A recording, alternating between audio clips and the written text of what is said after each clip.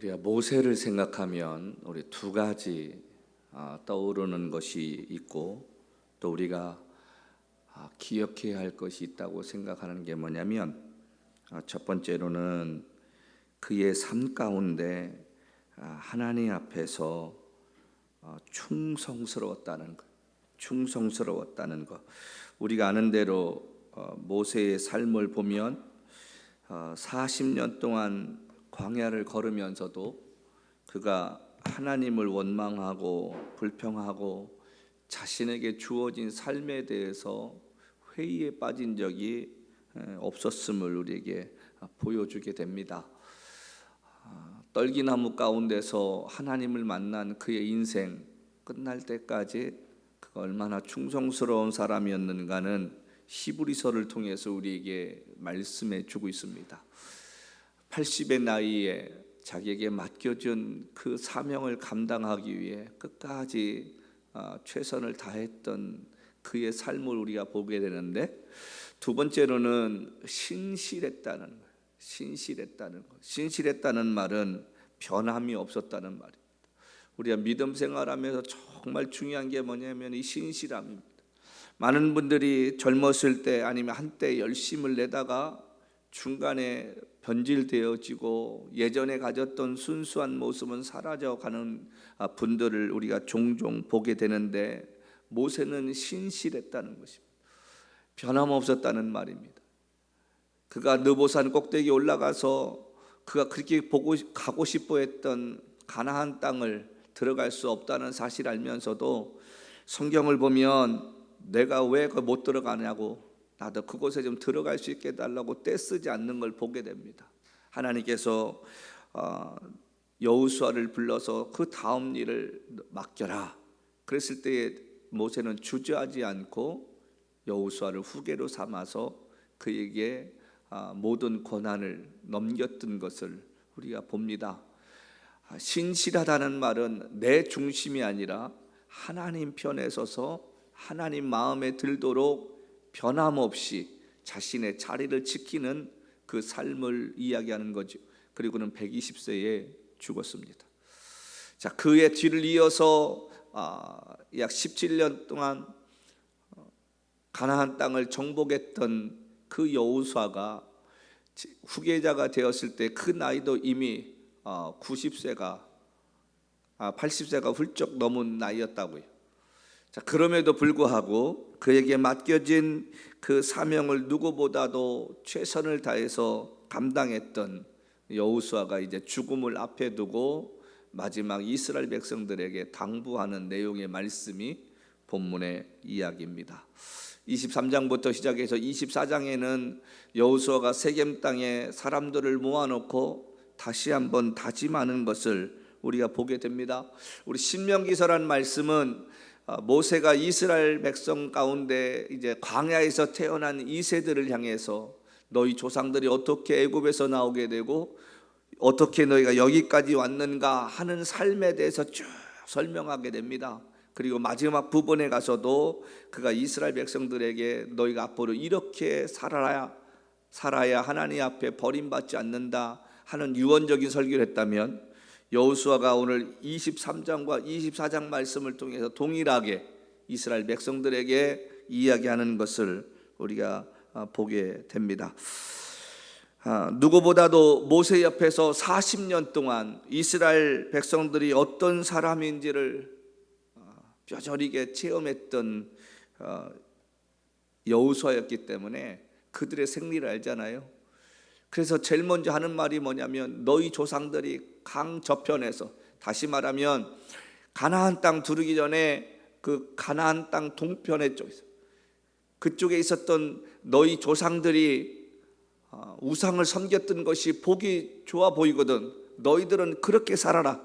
나와 내 집은 여호와만을 섬기겠다라고 이야기합니다. 자, 여호수아는 31장 여호수아와 달리 모세는 신명기 31장 2절을 통해서 이스라엘 사람들이 이렇게 말하고 있습니다. 내가 알거니와 내가 죽은 후에 너희가 스스로 부패하여 내가 너희에게 명령한 길을 떠나 여호와의 목전에 악을 행하여 너희 손으로 하는 일로 그를 경노하게 함으로 너희가 후일에 재앙을 당하리라.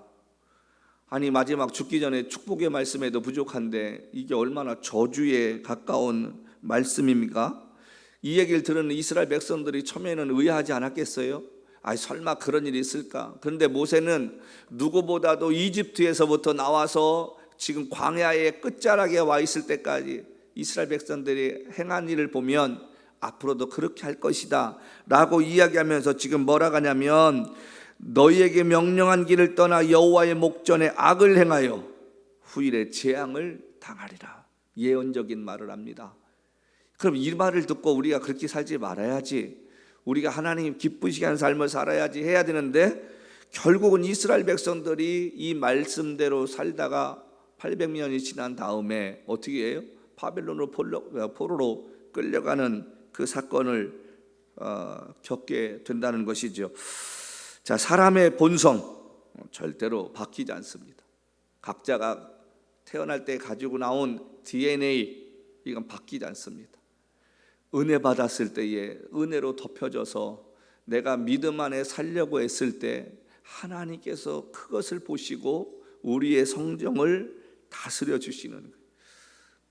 성령을 통해서 저와 여러분의 못된 부분은 눌러주시고 좋은 부분은 살아나게 만드시는 그 일을 해 주신다는 사실입니다.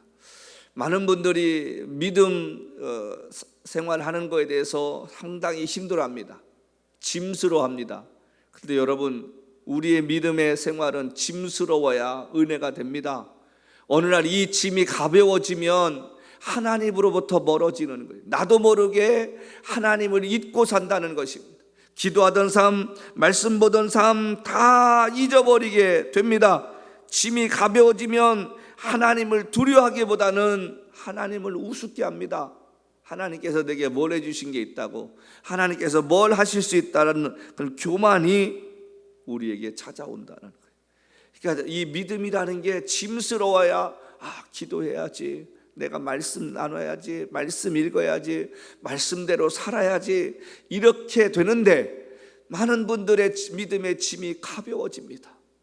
가벼워지니까 자기가 있어야 할 자리, 자기가 해야 할 일 잊어버리고 그냥 자기 마음대로 자기가 하고 싶은 대로 산다는 사실입니다. 삶이 풍요로워지는 거 분명 축복입니다. 그런데 그 풍요로움 가운데 하나님의 인도하심과 하나님을 두려워하는 마음이 없다면 그 풍요로움이 우리에겐 저주가 될 수 있다는 거예요. 이스라엘 백성들이 왜 망했어요? 풍요롭다 보니까 망한 거예요. 이스라엘 백성들에게 있어서 광야 이전에 애굽 생활이 그들에게는 정말 힘들고 저주 같은 삶이었고 고통의 나날이었다고 생각할지 모르겠는데, 우리가 성경을 쭉 보다 보면 오히려 그들이 이집트에 있을 때 더 축복된 삶이었다는 거예요. 왜요? 삶은 힘들었어도 하나님께 기도했잖아요. 하나님이 이스라엘 백성들을 이집트에서 끌고 나오셔야겠다고 결심하신 게 왜 그랬습니까? 그들의 기도가 하늘에 닿았다는 거예요. 고통의 소리, 그 부르짖음이 하나님 앞에 들려서 하나님이 모세를 세우시고 그들의 그 고통 속에서 해결해 주셔야겠다고 끌고 나왔다는 거예요. 무엇이 출발점이었습니까? 기도가 출발점이었다는 거예요. 하나님 없는 축복은요, 언젠간 저주가 됩니다. 하나님 없는 은혜는요, 그 은혜가 아니라는 거예요. 그렇게 하나님을 찾던 이스라엘 백성들이 광야에 나오는 순간 갑자기 자신들을 억누르는 세력이 없다 보니까 긴장이 풀어진 거예요. 그러니까 우상을 만들고 해도 전혀 문제가 되지 않습니다. 여러분, 오늘 이 본문에 중요한 말씀이 있습니다. 모세가 그렇게 당부를 했고 가나안 땅에 들어가거든 그 사람들과 상종하지도 말고 그들이 섬기는 우상도 섬기지 마라. 이스라엘 백성들 우리가 그렇게 하겠습니다. 그리고 여호수아의 인도 아래 거의 20년 가까운 삶을 살았는데 무슨 일이 벌어졌습니까? 오늘 중요한 말씀 우리에게 한 가지 해주고 있는데 여기 이렇게 말합니다. 23절 말씀입니다. 여호수아가 이르되 그러면 이제 너희 중에 있는 이방 신들을 치워버리고 너희 마음을 이스라엘 하나님 여호와께로 향하라. 여러분, 이 말씀이 무슨 말이에요? 지금 여호수아와 함께 하고 있는 그 시점에서도 이스라엘 백성들이 이방신을 섬기고 있었다는 거예요. 아니, 그렇게 광야에서 어려움 당하고 모세가 이야기했음에도 불구하고 귓동냥으로 들은 거예요. 여기 앞에 뭐라고 합니까? 21절 말씀 볼까요? 백성이 여호수아에게 말하되 아니니다 우리가 여호와를 섬기겠나이다 하는지라. 여호수아가 백성이 이르되 너희가 여호와를 택하고 그를 섬기라 하였으니 스스로 증인이 되었느니라. 그들이 이르되 우리가 증인이 되었느니라. 우리가 증인이 되었나이다 하더라. 재미있잖아요. 하나님만 섬기기로 했던 그 사람들 마음 가운데 한 옆에 우상을 섬기고 있는 마음이 있었다는 거예요. 아직 옛것을 버리지 못하고 사는 고통 속에서 그 결과가 어떤 것인가를 체험했던 조상들을 이야기했는데도 불구하고 이 사람들이 그거를 잃어버렸다는 거예요. 우리의 삶 가운데 날마다 하나님을 섬기겠다고 다짐합니다. 날마다 하나님만 바라보겠다고 이야기합니다. 근데 어느새 우리의 마음이 하나님으로부터 멀어졌다는 거예요. 오늘 본문의 말씀처럼 너희 중에 있는 이방신들을 치워버리라. 하나님만을 섬기야 할 백성들이 그것을 잃어버리고 이방신을 섬기고 있었다는 거예요. 얼마나 기가 막힌 노릇이에요. 안 바뀌는 거예요. 여호수아는 이들의 삶이 어떨 걸까 뻔히 모세처럼 보이지 않았겠어요? 정복전쟁 하는데 지금 이제 정복전쟁이 끝난 지가 얼마 안 돼요. 그런데도 불구하고 그 와중에, 전쟁하는 와중에도 불구하고 이 사람들이 이방신을 섬기고 있었다는 사실입니다.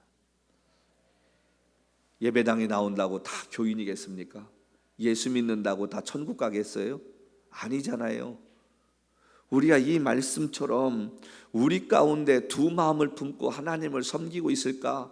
아니면 여호수아처럼 전심으로 하나님만을 섬기는 그런 사람일런지 우리가 좀 생각해보는 아침이 되었으면 좋겠습니다. 19절 말씀을 시작하면서 여호수아가 뭐라고 해요? 백성에 이르되 너희가 여호와를 능히 섬기지 못할 것은 그는 거룩하신 하나님이요 질투하신 하나님이시니 너희의 잘못과 죄를 사하지 아니할 것이다. 하나님이 다른 거는 웬만하면 다 용서해 주셨는데 우상을 섬기는 거는 하나님이 그 꼴을 보지 못하셨습니다. 우리가 십계명에 보면 내 앞에 우상을 만들지 말라고 하잖아요. 여러분, 우상을 왜 하나님이 싫어하냐면 그 마음이 하나님으로부터 떠나서 옮겨가는 것 때문에 그러는 거예요. 사랑하는 사람이 있는데 그 사랑하는 사람이 사랑하는 사람을 위해 마음을 주지 못하고 다른 사람에게 마음을 준다면 기뻐하겠습니까? 여러분, 하나님께서도 마찬가지인 거예요. 이스라엘 백성들을 택하셨을 때는 당신만 바라보고 당신만 의지하며 살기로 하는데 그 마음들이 다른 곳으로 떠나는 그 자체가 하나님 앞에는 죄라는 사실, 그것을 가르쳐 주기 위함이었다는 말입니다. 가나안 땅에 살면서 물질적으로 풍요로워지고 자유로워지는 삶이었는데 오히려 그것이 이스라엘 백성들에게는 무엇을 약화시켰어요? 믿음을 약화시킨 거예요. 우리가 이 말씀을 가만히 한번 생각을 해보십시다. 이스라엘 백성들이 왜 이렇게 됐어요? 삶이 풍요로워지니까 없던 땅도 생기고 없던 소유가 생기다 보니까 자신들도 모르게 뭐가 생긴 거예요? 이제 교만함이 싹트기 시작했다는 것입니다. 우리의 믿음이 언제 약해진지 아십니까? 어려울 때요? 아니요. 신앙은요, 어려우면 이렇게 응고되듯이 하나님께로 향하게 되는데 삶이 풍요로워지다 보면 자신도 모르게 시간 바쁘다고 하나님과 보내야 할 시간을 잃어버리는, 기도할 시간 잊어버리지요. 성경 보는 시간 잊어버립니다. 우리의 삶이 윤택해질수록 우리의 믿음을 지키기가 참 힘들다는 사실입니다. 20절 다시 한번 볼까요? 만일 너희가 여호와를 버리고 이방 신들을 섬기면 너희에게 복을 내리신 후에라도 돌이켜 너희에게 재앙을 내리시고 너희를 멸하시리라. 무서운 말입니다. 여호와께서 복을 내리신 후에라도 너희가 이방신을 버리지 아니하면 재앙을 내리시고 너희를 멸하시리라. 여기 중요한 말이 두 개가 뭐냐면 재앙을 내리시는 것으로 끝나는 것이 아니라 멸하시겠다는 말씀이 무엇이게? 좀 심한 말로 말하면 죽음을 우리에게 줄 수도 있다는 사실입니다. 우리 사람들의 간증을 듣다 보면 많은 분들의 간증 가운데 이런 간증이 있습니다. 제가 잘 나갈 때는, 인생에 잘 나갈 때는 제가 주인이 되어서 세상 것이 너무 좋아서 하나님이 보이지 않았습니다. 근데 어느 날 갑자기 하나님이 내 사업을 어렵게 하시고 내 건강을 치시고 나서부터 내가 하나님을 발견하게 됐습니다 라고 고백하는 이야기를 많이 듣게 됩니다. 하나님은 주시기도 하시고 거두어 가시는 분이시기도 합니다. 근데 그것이 어디서부터 시작되냐면 여호와를 버리고 라는 이 말부터 시작합니다. 우리의 마음이 하나님을 떠나면 하나님이 우리에게 주셨던 물질이나 건강을 걷어가시는데, 여러분 그것을 걷어가시면서도 우리에게 깨닫게 해주시다면 그것은 축복이라는 사실입니다. 저는 그래서 요즘 생각하는 게 뭐냐면, 많은 분들이 암 걸리면 힘들어하고 저주라고 생각을 해요. 저는 축복이라고 생각합니다. 왜냐하면 암을 걸리면 죽음의 시간까지 준비할 수 있는 시간은 있잖아요.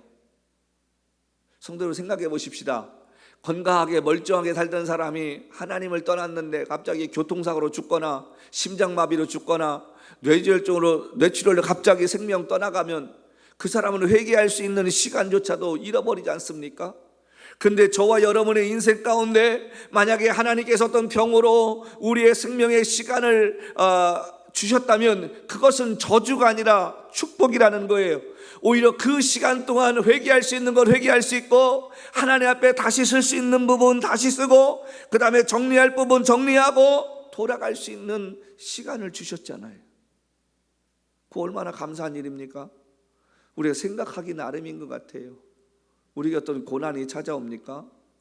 그럼 그 고난을 찾아오는 거에 대해서 낙심과 절망하기보다는 오히려 고난을 통해서 하나님이 내게 주실 은혜, 내가 하나님의 은혜를 경험할 수 있게 하신 그 감사함이 있다면 그것은 축복입니다. 그러니까 우리가 인생 살면서 깨달아야 할 게 뭐냐면, 어떤 문제가 닥쳐오기 전까지는 염려할 필요가 없습니다.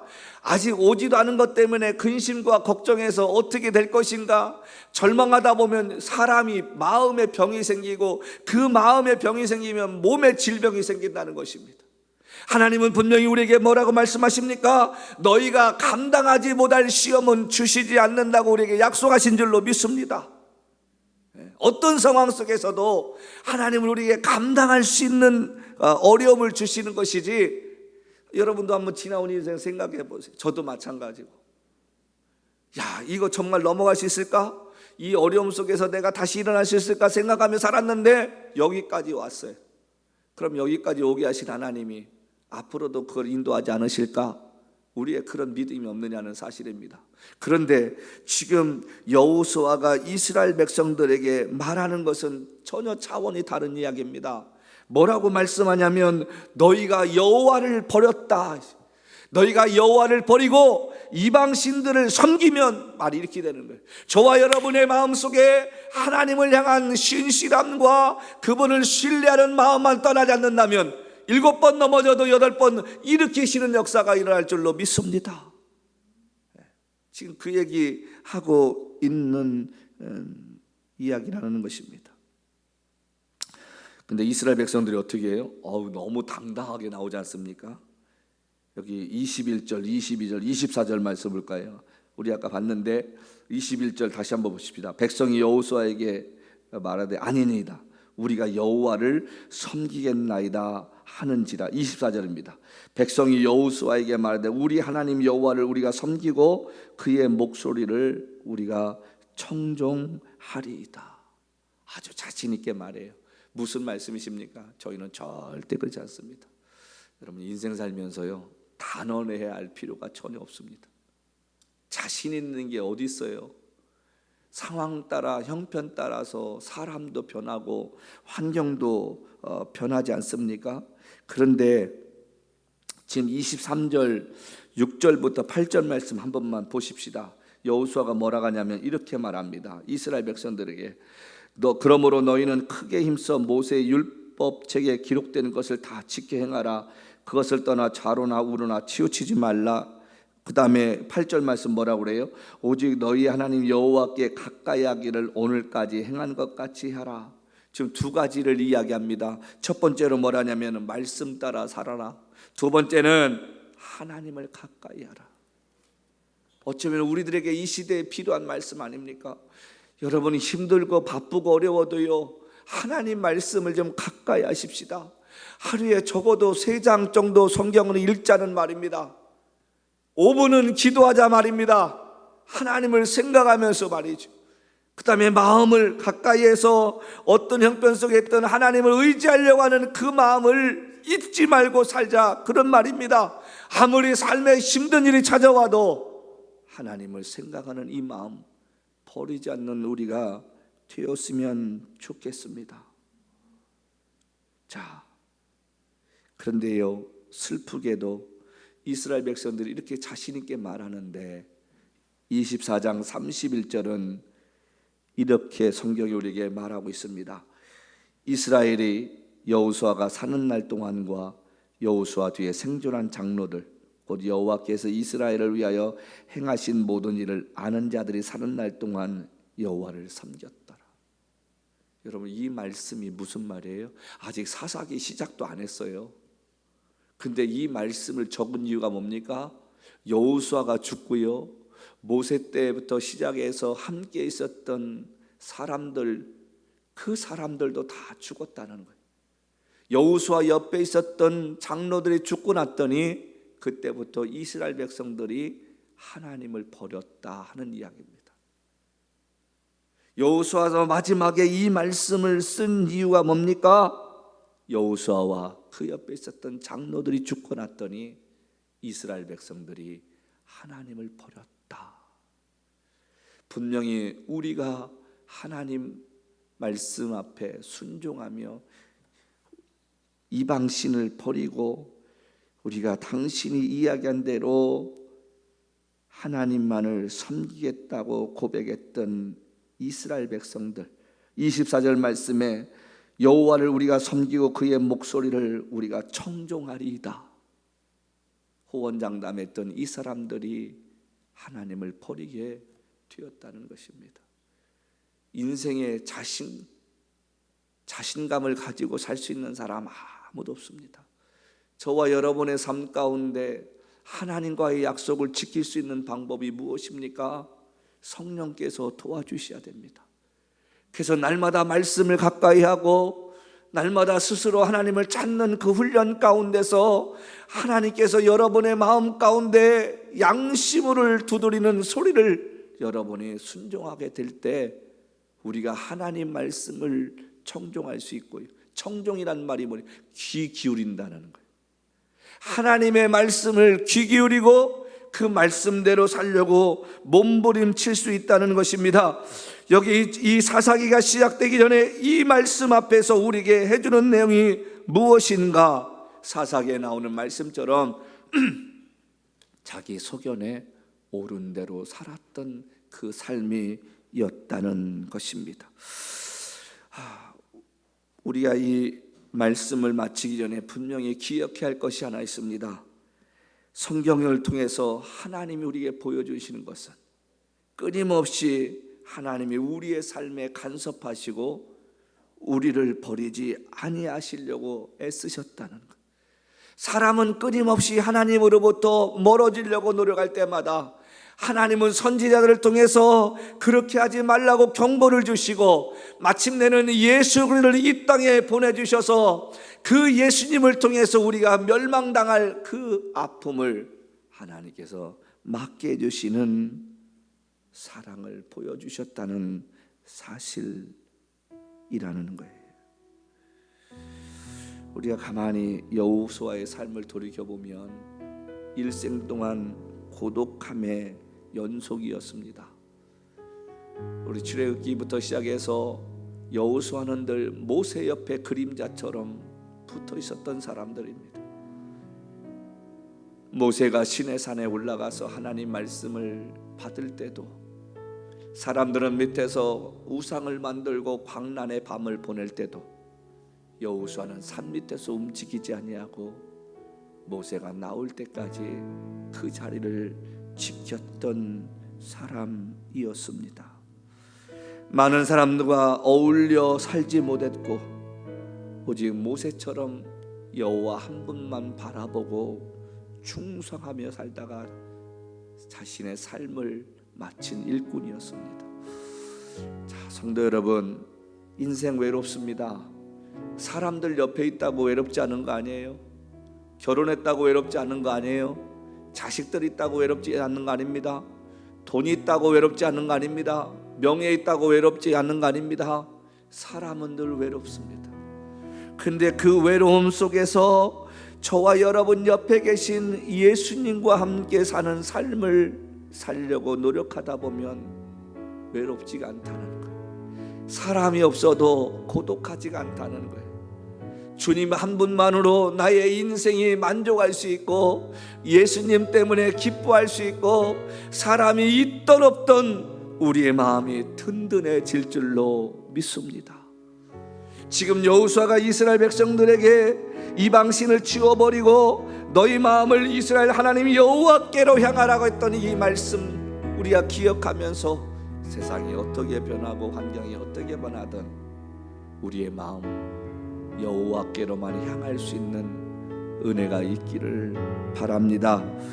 성경을 통해 우리가 깨달아야 하는 것은 하나님의 사람들 모두가 다 그렇게 외롭고 고독해 보이는 삶을 살았지만 그들은 여호와로 인하여 즐거워했다는 것입니다. 여러분 그렇지 않습니까? 우리가 성경 쭉 읽다 보면 이사야도 그랬고 다니엘도 그랬고 우리가 신약 성경에 나오는 베드로도 그랬고 바울도 그랬고 예수님의 제자들도 그랬습니다. 세상에서 버림받은 것 같을지라도 하나님 앞에는 행복했던 자들이고 기뻐하는 자들입니다. 사람들이 옆에 있기 때문에 즐거워하는 것이 아니라 저와 여러분의 마음 가운데 예수 그리스도가 계심으로 기뻐해야 할 줄로 믿습니다. 이 한 주간 우리 그렇게 사십시다. 우리 스스로가 하나님 말씀을 들으려고 노력을 하고 하나님 말씀 앞에서 우리의 삶을 드리려고 하고 우리의 마음이 여호와께로만 향해 갈 수 있는 복된 삶을 사는 저와 여러분 되시기를 주님으로 간절히 부탁드립니다.